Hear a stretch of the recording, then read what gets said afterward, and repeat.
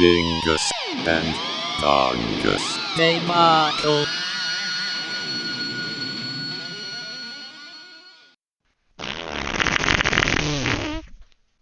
Episode 31. Welcome to the Dingus and Dongus debacle. Or what did Dennis call it? The dingus and Dongus? No, that's actually what it is. yeah, Dungus. Dungus. Yeah. The dingus and Dungus debacle. The Chungus Dungus Bungus. Debungus. The Bungus. We're Australian now. The Bungus, mate. Is that what Yeah. Australians sound like? Yeah, and they say Debungus a lot. Debungus. Yes. It's their version of Cowabunga. And it's Teenage Mutant Ninja Crocodiles. Do they have? Oh yeah, saltwater crocs, right? I don't know. Alligators?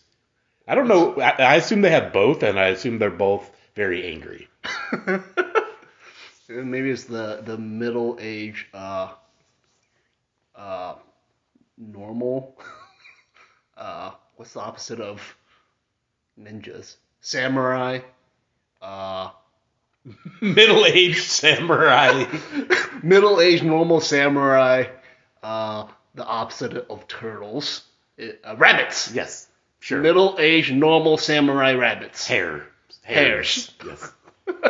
Okay, so yeah, good start. We're giving Juggernaut the spotlight to this time with his own book. Yeah. It's Juggernaut 1 through 5, out on Marvel, of course, in 2020, written by Fabian Nicieza? Yeah, I don't know. Now, I recognize the name of the author. I just can't recall like what specific books that I might have read. But regardless, I really enjoyed it. I really enjoyed half of it. Oh yeah? The first half. Okay. Because the idea of Juggernaut being on an actual demolition crew for post-superhero villain events, Right. tearing down buildings, was great. And I wish they would have done more with the cleanup crew storyline and the lawsuits, Right. and just kept it in that tone instead of switching it to an actual he's a superhero or doing superhero stuff. Right. Trying to be a good at guy. the end. Yeah. It's like, no, this is the point of view of aftermath of destruction, whatever happened with the superhero fight in New York, we'll say, and he's just with like the cleanup crew, and I really like it. Yeah, it was a really fun way to start off this book, especially since like Juggernaut has been such a big like major opponent of the X-Men, and kind of cutting him down to work as a cleanup crew, as a wrecking ball. Yep. It was pretty neat. I enjoyed. I will always enjoy in any story a Juggernaut versus Hulk fight. Oh yeah. That was the second or third issue, I think. Yeah, I think it was the second issue. It didn't really need to happen, but I was happy it was there. Right? Are we gonna lure the Hulk so we can shoot it with the blasties? Right, and it's all to give Juggernaut a name as a hero. Right. To boost his branding. Now, I think, would this be the first time you've read anything with Immortal Hulk? Which is the version of Hulk that showed up here. I think so. Yeah. I think What'd you so. think of his new, smarter persona? It was. I didn't heed much to it. It just Okay. whatever. It was like, okay, cool. All right, fair. I didn't read much into it at all. Yeah. Yeah. All right. Wow. What do you think? You clearly have something. I mean, I really enjoy this new, smarter, calculating Hulk that's not the Gray Hulk. Mm-hmm. He's just a mean dude. And it's pretty great. If anybody is a fan of the Hulk, I would recommend the entire Immortal Hulk run by Al Ewing, I believe, is the writer. Yeah. It's really. How long fucking is cool. it? I think it's like 8 or 9 volumes now. Okay, so it's big. hefty. Yeah, it's big. Gotcha. But there's a lot of like body horror Oh, nice. shit and like crazy, weird, like extra dimensional shit going on. Are there superheroes named after batteries that have nothing to do with batteries? Not that I'm aware of. Because guess what? We got a D cell. We got a D cell in here that has no polarity or charging capability. No, none at all. It's just I mean, it makes sense, sort of. Yes, it makes sense because her power is to decelerate, slow things down. I liked the power. It was a fun low tier superhero mutant whatever power. Right.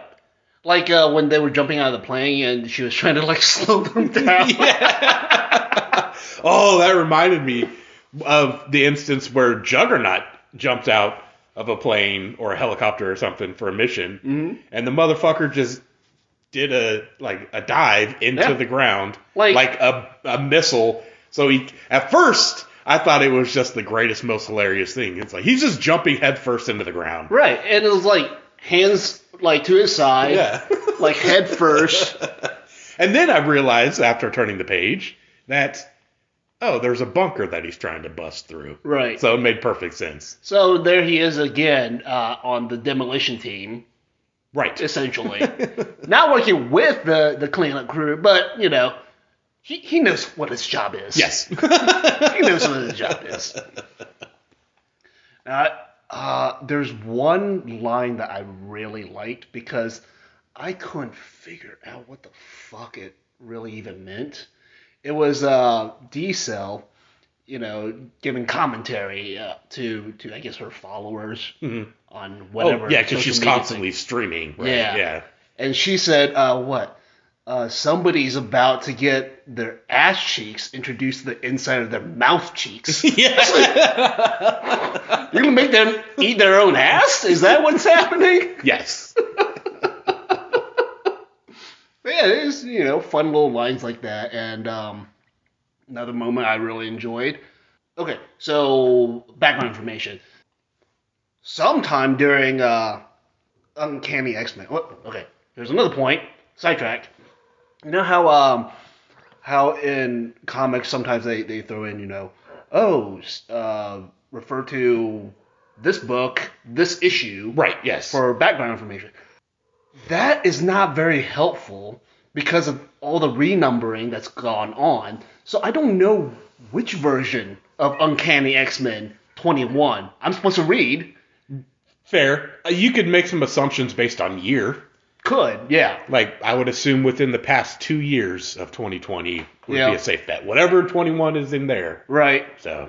But stuff like that, it kind of bugs me. It's like, I want to know exactly which one it is, but, you know, Uncanny X-Men 21. I'm not going to go digging for that. Yeah. I have an issue with their numbering anyway. Yeah. Everything about it is ridiculous. I understand they're a business, but it's stupid. It's stupid. But yeah, okay. So back in Uncanny X-Men, Juggernaut was separated from the Gem of Sidorak and caused him to lose all his power, and then he was sent to limbo. And it was shattered too. Yeah. Yeah. So later on within this book, he takes a box of the shattered Sidorak gem and snorts it. Yep. I was like, holy fuck. That's awesome. And that's after he already regained some of, you know, his Sidorak related powers because he infiltrated the Forge of Sidorak. Yeah, and he beat up the dude. Yeah, the old man like crafting this new armor using the crimson bands of Sidorak. He's like, this is supposed to be mine. Yeah, nope. I'm the new Avatar. And then fucking K. Marco comes in. He's like, nope, this shit's mine. But that wasn't enough, so he had to go and snort some Sidorak. Of course. And then he fought a golden bandy man that didn't have control over himself. Oh, yeah. It was like, what? It was like some weird plastoid something thing commanded by Artemzilla? Yes. For whatever reason, and it doesn't make a lick of sense, it reminded me of Gumby a little bit. Okay, I can kind of see that. Just in the, the shape of the ends of the elasticness. Were just Gumby shaped. Scoops. You mean like squares? Rounded squares. Rounded squares? Yeah. It's like he's got clay mitts. Yes. Clay mitts. Well, while we're on the topic of his losing his powers and then getting the crimson bands and then snorting the gem, what do you think of his new armor? I miss this full suit. The real bulky one? Yeah, the real... I mean, this is cool. Yeah. I don't dislike the way it looks. I just, from what I'm familiar of with Juggernaut, prefer the bulky suit. Okay, fair. Now, I kind of wonder if this redesign is for the purpose of Marvel being able to use this design instead for future movies. Because this particular design looks like it would fit in, the current MCU visual style a little more than, say, the old super bulky giant man thing. Right. I could see that, yeah. We'll find out. Yeah. Eventually. Hopefully soon. Now, there's one more thing towards the end of the book that reminded me of how old I actually am. It's a flashback of when D-Cell had her giant accident, which made her renounce her mutantness or whatever. Mm-hmm. She was talking about how her parents were listening to an oldie station that was playing Hey Ya. It's like, that's oldies? Jesus fuck, that was like I was in high school when that shit came out. That's less than that was about 20 years, give or take. Yeah. And when we were in high school and middle school, oldies were the Beatles, right? Right, or earlier. Yeah.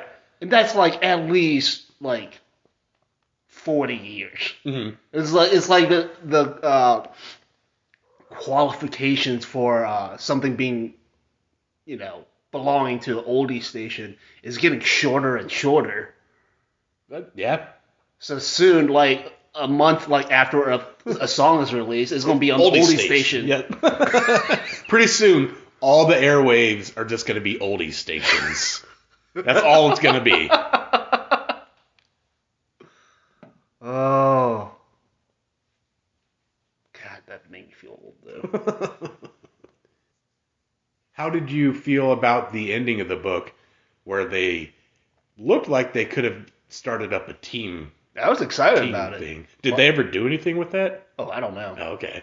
But, I like the Thunderbolts, and it looked like another Thunderbolt. Yeah, it looked... So, I'm totally down if that's the direction they want to go with Juggernaut.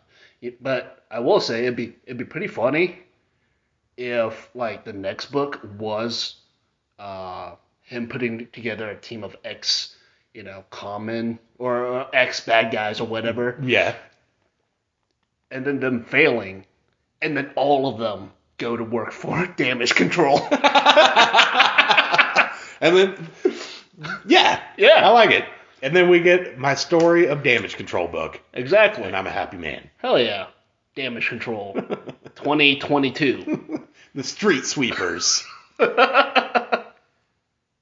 What if they did all that, but turned it to a really wholesome book where they ran food kitchens and set up temporary housing for the displaced and just did all of these communal things for the cities that got destroyed in battles or whatever. I'm just imagining Juggernaut taking off his helmet and then plugging up the holes and using it as a soup bowl.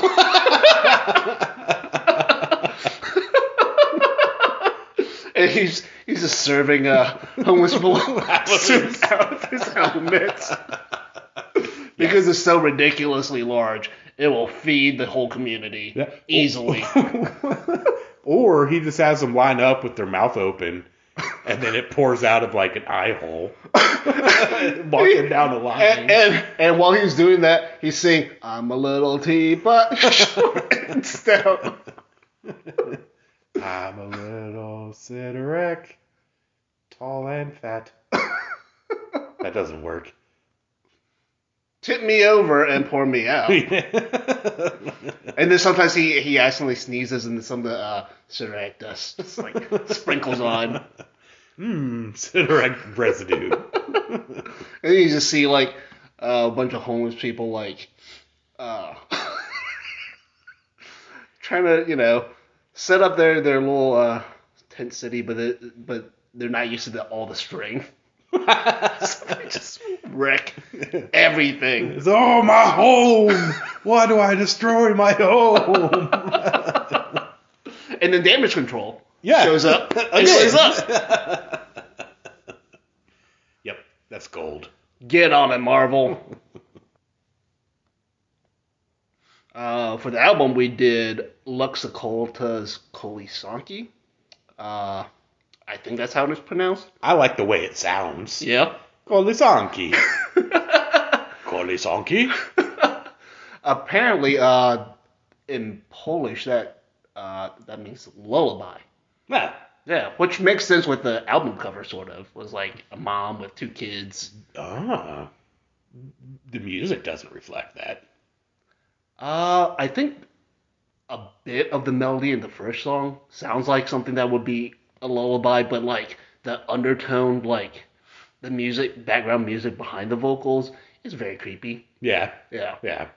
So a fucking twisted, weird ass lullaby, and it's not metal at all. No, that was the first thing that came to mind. Yeah. There's slight chunks within it that are like industrial metal here and there, but then it's more electronic kind of.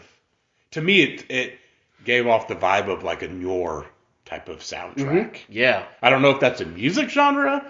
Like, yeah, it makes sense, right? Like you get a similar impression if you're watching a noir film, right? Yeah. So kind of that.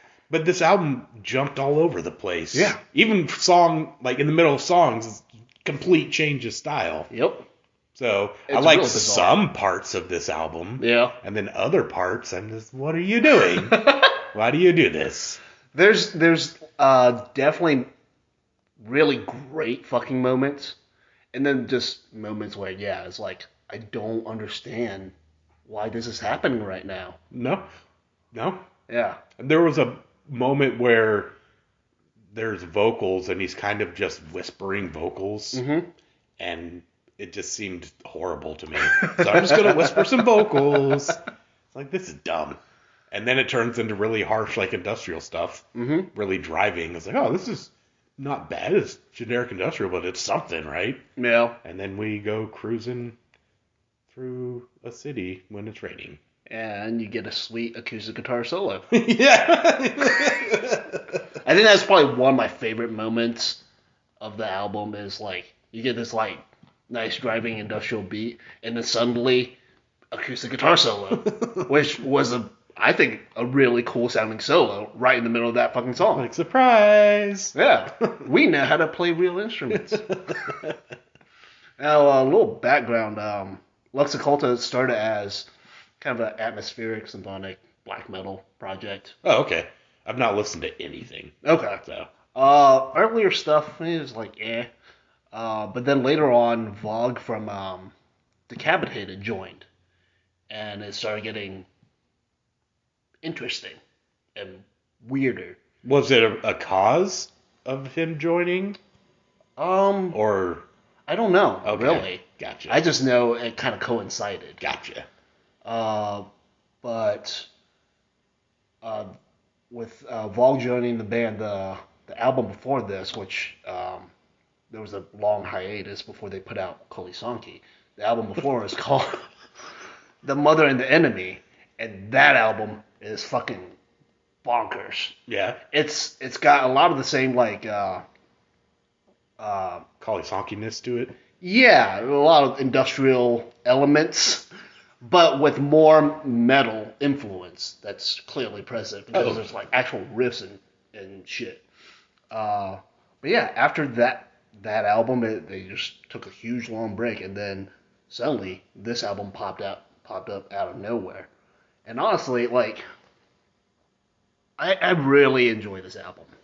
Like, Really? Despite the moments where I just don't know what they were going for. Despite all that, like, I really like this album. I don't think I'll ever listen to it front to back again. Yeah. Unless forced to, like if I'm in your car. Yeah. Yeah. I think partially is because I took acid and then wore blindfolded and played this album.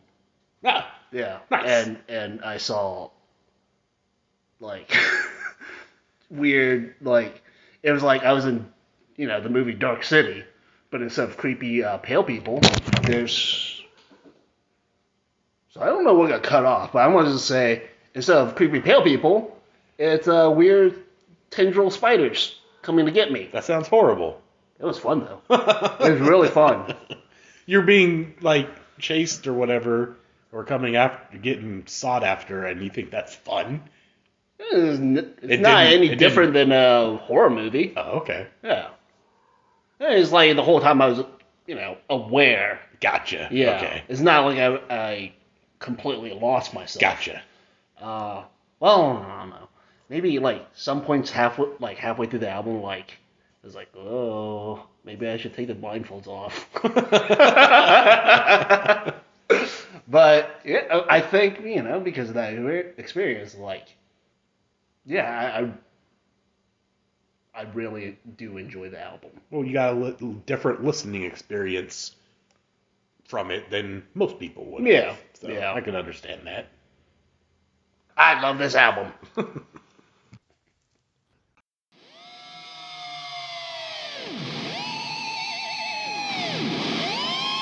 Dingus and Dongus. Hey Michael.